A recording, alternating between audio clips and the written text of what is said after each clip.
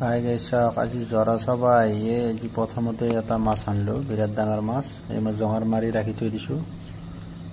এইটো অলপমান মাছটো অলপ বল পৰিব দিছোঁ, নহ'লে গুচি যাব নে ওলাই যাব। এতিয়া মই মাছটো জঙাৰ মাৰি ৰাখি আছোঁ, টচ মাৰি আছোঁ।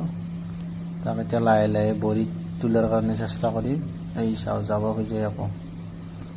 মই অলপ টাইম ৰাখি থৈ দিছোঁ। এইটো চাব পাৰে। এই চাওঁ, বিৰাট ডাঙৰ শ'ল মাছ, বিৰাট ডাঙৰ শ'ল মাছ, প্ৰায় 1.5 কেজিৰ আপ হ'ব।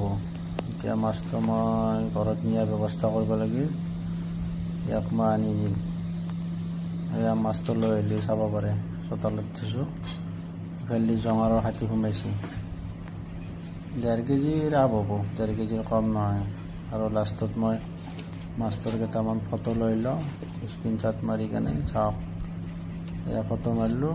এনেকুৱা নতুন ধৰণৰ ভিডিঅ', মাছৰ ভিডিঅ' চাবলৈ মোৰ চেনেলটো ছাবস্ক্ৰাইব কৰি ৰাখিব, লাইক কমেণ্ট কৰিব।